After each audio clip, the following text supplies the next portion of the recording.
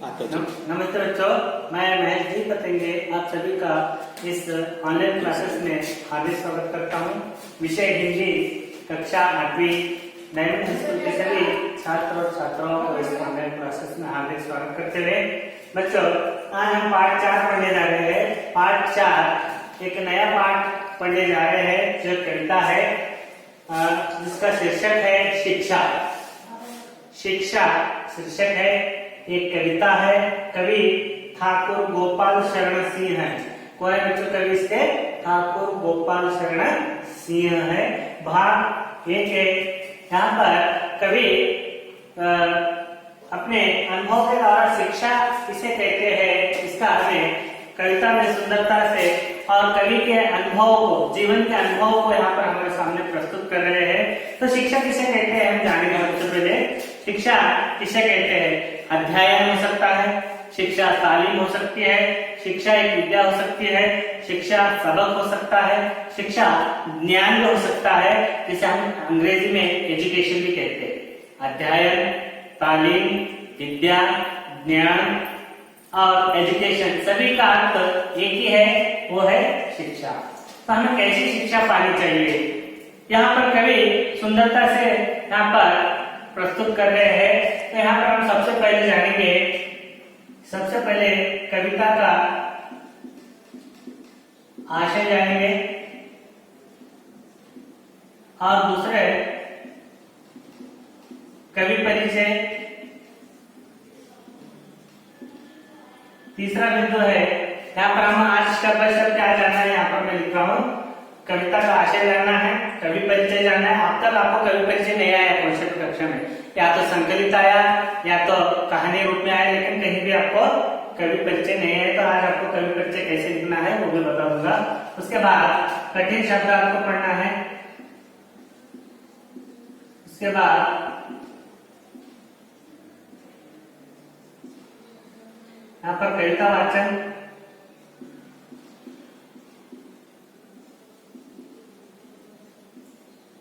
यहाँ पर अंत में कविता का भावार्थ देखेंगे।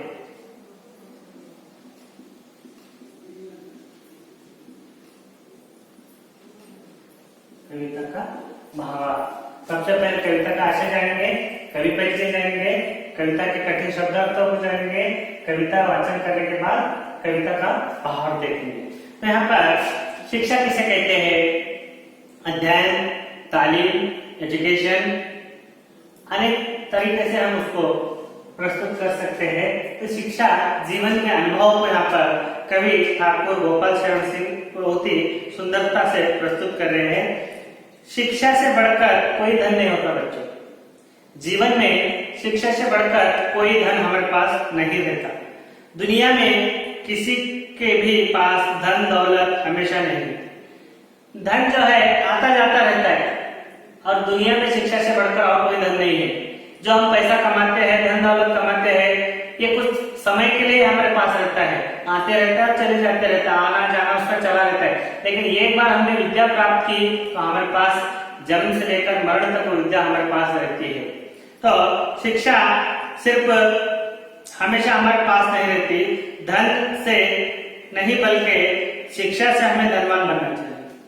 अगर व्यक्ति धनवान बनना है तो धन से नहीं, शिक्षा से धनवान बनना चाहिए। कैसे? धन हमेशा नहीं रहता। और एक बात, अगर मैं बोलूंगा धन श्रेष्ठ है या शिक्षा श्रेष्ठ है तो आप क्या जवाब देंगे? क्या जवाब देंगे? धन श्रेष्ठ है या शिक्षा?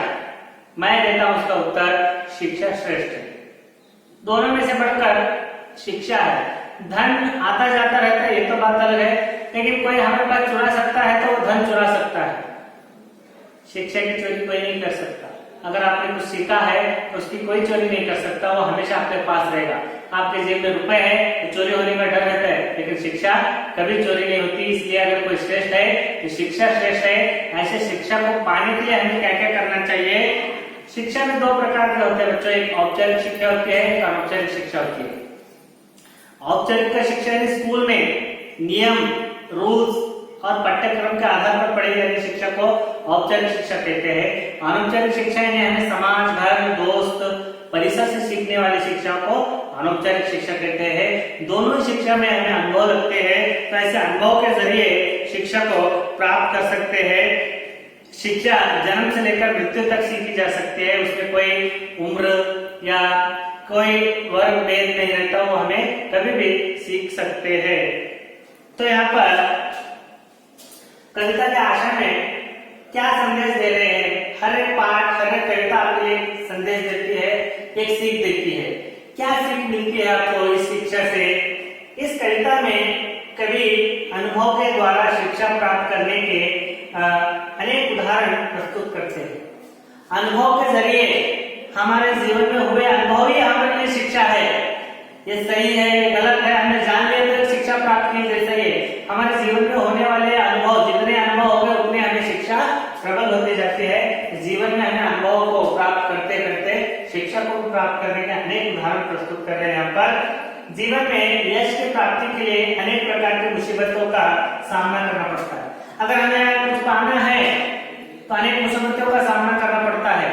पग पग पर हमें मुसीबतें आती है, तो उससे डर कर हमें नहीं जाना है, उसको लड़कर आगे बढ़ना है, तभी हम एक अच्छी शिक्षा को प्राप्त कर सकते हैं। तो हम शिक्षा प्राप्त कर रहे हैं तो अनेक मुसीबतें हमें सामने आएंगी, समस्याएं आएंगे, उसे सुलझा कर हमें आगे बढ़ने का काम करना चाहिए। और यहाँ पर कहते हैं बिना परिश्रम के हमें कभी सुख प्राप्त नहीं कर सकते।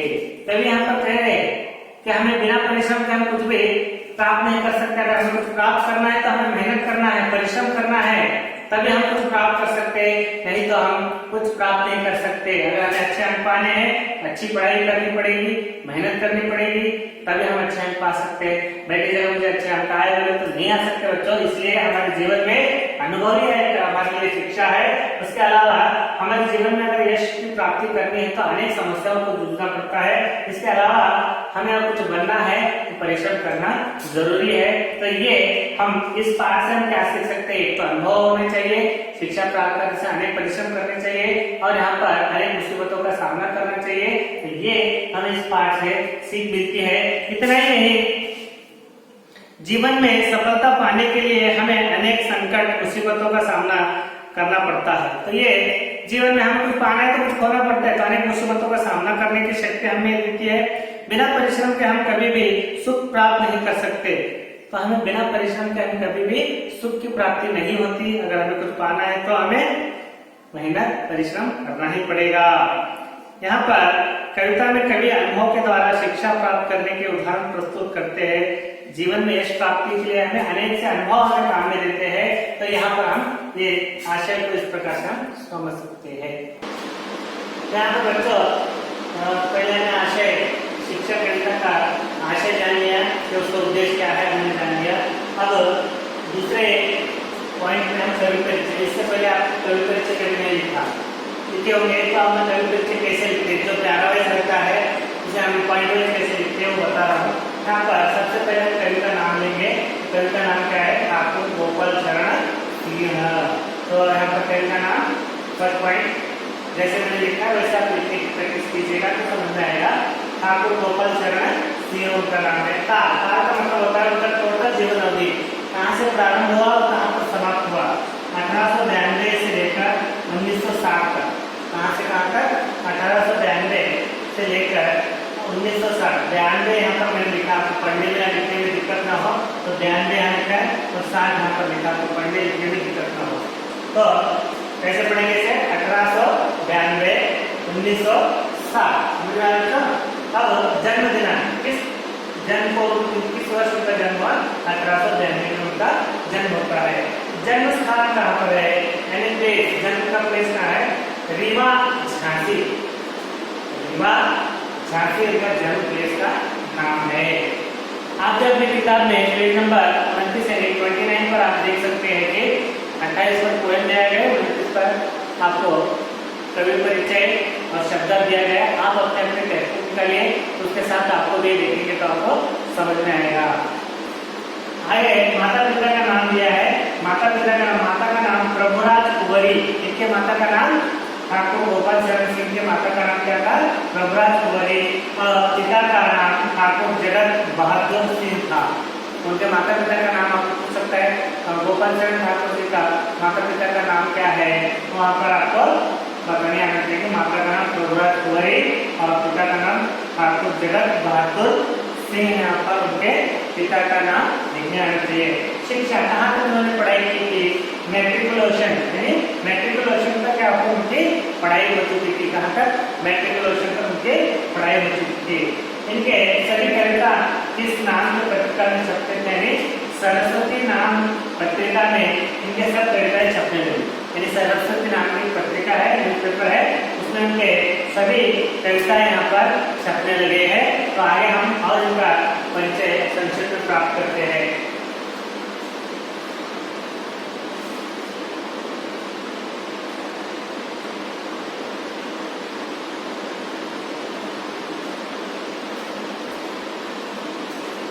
यहाँ पर बच्चों कवि परिचय में आगे बढ़ते हैं। उनके प्रमुख रचना है, इनके प्रमुख रचना है ठाकुर गोपाल चरण सिंह जी के प्रमुख रचना है, जिसमें मानवी, मानवी, कादम्बरी, कादिमिनी, सुमन, ज्योतिषमती, संचिता, विश्वगीत और रामिका, ये उनके प्रमुख रचनाएं हैं जिन्होंने अपने प्रमुख रचनाओं को लिखा है।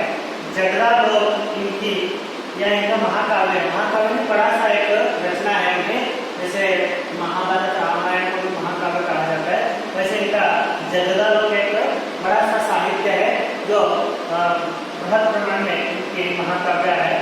कौन सा है, जगरा लोग। इनको पुरस्कार प्रशस्ति मिले हैं। ग्रामिका जगरा लोग के रचना पर उत्तर प्रदेश सरकार द्वारा इनको पुरस्कार प्राप्त कर चुके हैं। इनका निधन, अंतिम पॉइंट निधन, 1960 में इनका निधन होता है या स्वर्गवास होता है। तो यहाँ पर आपको 13वें देश और कवि परिचय को आपको पॉइंट वाइज लिखना है। जैसे यहाँ पर 10 पॉइंट में मैंने से लिखा है, तो ये आपको पढ़ने में लिखने में आसानी होगी। अब तीसरा पॉइंट है मेन कविता के कठिन शब्दार्थ की ओर बढ़ेंगे, जिसे आप जानेंगे तो आसानी से समझ सकते हैं कविता को। दुनिया, दुनिया का मतलब जगत या संसार या विश्व में हो सकता है। दुनिया, जगत, संसार। लघु का मतलब छोटा या हल्का, लघु का मतलब छोटा या हल्का। चंड का मतलब पतन, चंड का मतलब पतन। उर का मतलब छाती या सीना, छाती या सीना।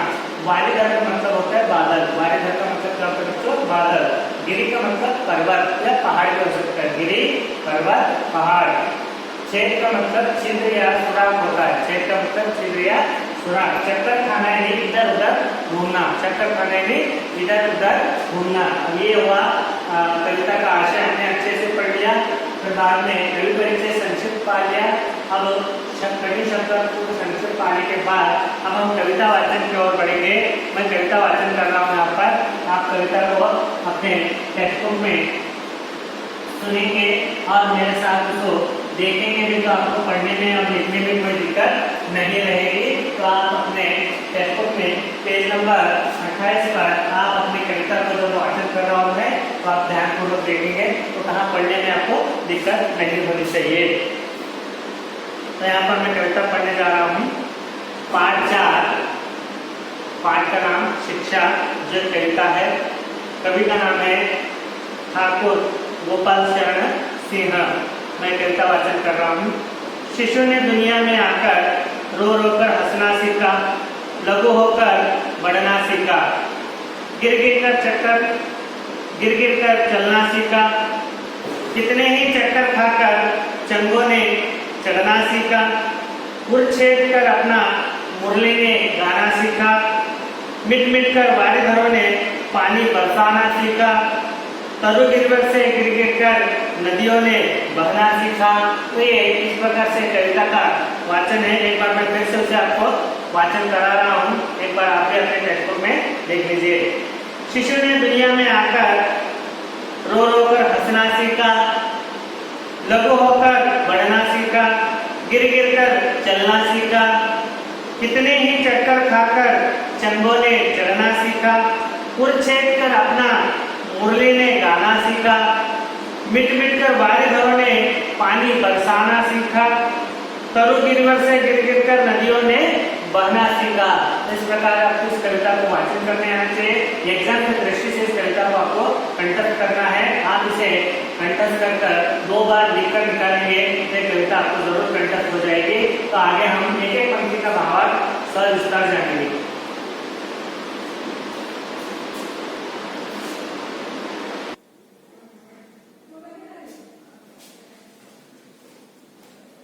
बच्चों, यहाँ पर हम पाठ 4 शिक्षा कविता जिसे ठाकुर गोपाल शर्मा सिंह ने लिखा है, तो हम आशय, कवि परिचय, शब्दार्थ, कविता वाचन होने के बाद एक एक पंक्ति का भावार्थ हम यहाँ पर जानेंगे, तो आपको पूरा कविता समझ में आएगी। सबसे पहले जो पंक्ति में क्या क्या दिया है यहाँ पर देखेंगे हम। शिशु ने दुनिया में आकर रो रो कर हंसना सीखा, लघु होकर बढ़ना सीखा, गिर गिर कर चलना सीखा। शिशु का मतलब छोटा सा बच्चा, बालक, छोटा सा जन्मा हुआ छोटा सा बच्चा। दुनिया का मतलब जगत, संसार। रो रो कर हंसना सीखा, सीखना है। लघु होकर छोटा होकर बढ़ना, गिर गिर कर चलना सीखना। तो इसका भाव हमें कैसे समझ में आना है, यहाँ पर मैंने बताया है। शिशु ने दुनिया में आकर रो रो कर हंसना सीखा, लघु होकर बढ़ना सीखा, गिर गिर कर चलना सीखा। ये पहली पंक्ति में बताया जा रहा है। कवि कहते हैं शिशु ने भी इस दुनिया में आकर रो रो कर हंसना सीखा है। जब शिशु इस दुनिया में आता है, बच्चा इस दुनिया में आता है, जन्म लेता है, तो रोना सीखता है। रोते हुए जन्म लेता है, रोते रोते वो आगे हंसना भी सीखता है। हंसते हुए कोई बच्चा जन्म नहीं लेता, तो रोते हुए दुनिया में आता है। बाद में वो दुनिया में संसार में आने के बाद रो रो कर वो आगे हंसना सीखता है। वहां पर वो पहले रोकर बाद में हंसना सीखता है। आगे कहते हैं बहुत छोटे से उसने बड़ा होना सीखा है, गिर गिर कर चलना सीखा। छोटे से लेकर बड़ा। आज बच्चा जब जन्म लेता है तो छोटे आकार का रहता है, फिर बढ़ते बढ़ते साल 2 साल 3 साल ऐसे बढ़ते बढ़ते वो आगे बड़ा होते जाता है। अब जब चलने लगता है वो, तो एक ही बार दौड़ने नहीं लगता, चलने नहीं लगता। कैसे चलता है वो? पहले गिरता है, फिर संभलता है, फिर थोड़ा खड़ा होता है, फिर गिरता है, फिर चलता है। गिर गिर कर, बहुत चोट खाकर गिर गिर कर चलना सीखा। तो यहाँ पर मतलब क्या है, हमें परिश्रम के बिना कुछ नहीं कर सकते। परिश्रम कर रो रो कर हंसना सीखा, परिश्रम कर गिर गिर कर वो आगे चलना सीखा, भागना सीखा। तो यहाँ पर जब हमें पेड़ का बीज, समझो नीम का पेड़ है, उसका बीज छोटा सा बीज रहता है, छोटे से बीज को हम जमीन में डालने के बाद वो पौधा बनता है, फिर आगे जाकर पेड़ बनता है। तो आज हमने बीज डाला तो कभी बड़ा वृक्ष नहीं बनता, तो उसको भी समय लगता है, यानी धीरे धीरे वो आगे बढ़ता है। तो उसी प्रकार बीज से पौधा, वृक्ष बनना बहुत समय लगता है, तो उसी तरह छोटे बच्चों को भी धीरे धीरे बढ़ता है। तो इस और साइकिल जब चलाते बच्चे हम 100 बार गिरते। जब नया नया हम साइकिल चलाना सीखते हैं तो बैठते ही चलना सीखते हैं। पहले हैंडल को संभालना, पेडल मारना, धीरे धीरे बैलेंस बनाना, तो फिर हम तब सीखते हैं। तकरीबन थोड़ा थोड़ा सीखने के बाद सीखते हैं, एक ही बार में सीखते क्या नहीं। तो यहाँ वहां बहुत सी चोट खाने के बाद साइकिल को सीख सकते हैं। उसी प्रकार बच्चा गिर गिर कर क्या करता है, चलना सीखता है। तो यहाँ पर शिशु ने दुनिया में आकर रो रो कर क्या सीखा, हंसना सीखा। लघु होकर क्या हुआ, बड़ा, यानी छोटे से वो बड़े आकार में चला जाता है। और गिर गिर कर चलना सीखा, एकदम चलना नहीं सीखा, गिर गिर कर अनुभव को लेते हुए, अपने अनुभव को प्राप्त करते हुए आगे बढ़ता है। और उदाहरण यहाँ पर देना चाहता हूँ, शिल्पी जैसे मूर्ति बनाते ना पत्थर में, वो उसे शिल्पी कहा जाता है। शिल्पी अगर पत्थर पर हथौड़ी या छन्नी से वार नहीं करता तो सुंदर मूर्ति नहीं बनती। अगर वो पत्थर मुझे चोट लग रहा है बोलता तो पत्थर ही बन जाता, शिल्पी नहीं बन सकता। तो उसे 100 बार उससे छन्नी से, हथौड़ी से उसे मार मार कर एक सुंदर मूर्ति बनाने के बाद उसे हम भगवान के घर में रखकर पूजा करते हैं। तो उसे 100 मार को सहन करने की शक्ति रहनी चाहिए, तब जाकर वो सुंदर मूर्ति बन सकती है। नहीं तो 1-2 मार को सहन नहीं करेगा तो वो मूर्ति नहीं, पत्थर ही बन जाता है। तो हम जीवन में जितना कष्ट लेते हैं उतना ही हम आगे बढ़ते हैं। तो जीवन में मुसीबत आते हैं, कष्ट आते हैं, उसका मुंह तोड़ जवाब देकर हमें आगे बढ़ना होगा। ये हमें इस कविता से ज्ञान मिलता है। तो दूसरे पंक्ति में यहाँ पर कवि कह रहे हैं, दूसरे पंक्ति में कितने ही चक्कर खाकर चंगों ने चढ़ना सीखा, मुड़ छेद कर अपना मुरली ने गाना सीखा। तो प्रत्येक पंक्ति में कवि यहाँ पर अनुभव को बता रहा है और परिश्रम को बता रहा है। यहाँ पर बच्चा परिश्रम नहीं करता तो चलना नहीं सीख सकता, परिश्रम नहीं करता तो हंसना नहीं सीख सकता, तो परिश्रम के बिना जीवन में कुछ नहीं। यहाँ पर कितने ही चक्कर खाकर चंगों ने चढ़ना सीखा, उड़छेद कर अपना मुरली ने गाना सीखा। तो यहाँ पर चक्कर इधर उधर घूमना, चक्कर इधर उधर घूमना, चंगे चंगो पतंग, जैसे काय बोलते हैं अंग्रेजी में, चंगो यानी पतंग, चढ़ना सीखा। उड़ छेद कर, उड़ का मतलब छाती है सीना, छेद कर यानी सुराग करना उसमें। तो मुरली ने अपना गाना सीखा। जैसे मुरली रहती है उसमें मुरली में यहाँ पर एक सुराग रहता है, बाद में यहाँ पर ऐसे सुराग रहते हैं। उस मुरली को पहले उसके छाती को छीन कर, उड़ को छीनने के बाद ही सप्त स्वर उसमें से निकलते हैं, मधुर ध्वनि उससे निकलती है। तो कितने ही चक्कर खाकर जब हम पतंग उड़ाते हैं, उसको उड़ाते हैं, कितनी हवा में उसको नीचे ऊपर गिरता है करता है, फिर बाद में तेज हवा में उड़ने लगे तो आसमान की बुलंदियों को छूने लगता है, तो वो आसमान पर लहराने लगता है। तो कितनी मेहनत करने के बाद वो एक ही बार में नहीं उड़ता, उसे बार बार प्रयत्न करना पड़ता है। तो उड़ छेद कर उस बांस की लकड़ी में छेदने के बाद, सुराग बनाने के बाद तब जाकर उसमें सप्त स्वर निकलते हैं, नहीं तो अचूक बांस की लकड़ी से हम स्वर बनाते हुए तो नहीं निकलते। मधुर स्वर बनना है तो उस बांस में छेद करना पड़ता है, उसकी छाती में छेद करने के बाद सप्त स्वर निकलते हैं, जो हर मेहनत में ही, मेहनत के बगैर, परिश्रम के बगैर कुछ नहीं मिलता है। यहाँ पर परिश्रम करता है तो पतंग आकाश तक चलता है, परिश्रम करता है तो मुरली अच्छे स्वर मधुर संगीत हमें सुना सकता है। यहाँ पर ये कविता के जरिए कवि ठाकुर गोपाल चरण से हमें यहाँ पर बता रहे हैं। पतंग न जाने कितने ही चक्कर खाकर आकाश में चढ़ता है, मुरली ने जो हमें मधुर संगीत सुनाते हैं वह उनके हृदय में छेद करने से ही छेद करने से अर्थात हमें संगीत सुनाई पड़ती है। तो मधुर संगीत सुनने के लिए हमें क्या करना पड़ता है, उस मुरली में, उस बांस की लकड़ी में सुराग करना पड़ता है, तब जाकर सुंदर स्वर निकलते हैं। तीसरे पंक्ति में क्या कहते हैं, मिट मिट कर वारिधरों ने पानी बरसाना सीखा, तरुण गिरवर से गिर गिर कर नदियों ने बहना सीखा। तो यहाँ पर मिट मिट कर वारिधरों ने, मिट मिट कर यानी बारिश ऐसे जब रुक रुक करता है ना, मिट मिट कर वारिधर का मतलब यहाँ पर बादल बनते हैं, बिगड़ते हैं, बनते बिगड़ते रहते हैं, फिर वो पानी बरसाते हैं। तरु यानी पेड़, गिरिवर का मतलब पहाड़, तरु गिरिवर से गिर गिर कर नदियों ने बहना सीखा। हिमालय से नदी गिर गिर कर, हिमालय के ऊपर अनेक नदियों का उगम स्थान है, जैसे गंगा नदी, ब्रह्मपुत्र नदी, सिंधु नदी, अनेक नदियां वहां पर उगम होकर हिमालय से गिर गिर कर नदियां पूरे भारत में बहने लगती है। तो वो भी परिश्रम करते हैं तो वो बहने लगते, नहीं तो वहीं पर रुक जाना पड़ता है। तो बादल को भी परिश्रम करना पड़ता है तो तभी बारिश होती है। तो यहाँ पर बताते हैं देखते बादल रहते हैं और देखते देखते गायब हो जाते हैं, तो बादल बनते बिगड़ते हैं, नष्ट हो जाते हैं, उसके बाद वह बरसते हैं। बादल बनते बिगड़ते और बरसते हैं, उसमें भी उसे परिश्रम लगता है। इसी प्रकार ऊंचे ऊंचे पर्वत को शिखरों से, ऊंचे ऊंचे पहाड़ियों पर पर्वत के शिखरों से नदी यहाँ से बहते हैं, पहाड़ों पे से नदियां बहती है, ऊंचे ऊंचे पहाड़ पर, हिमालय की चोटी से, बड़े बड़े पर्वतों से क्या होते हैं, नदियां शिखरों से गिर गिर कर नदियों ने बहना सीखा।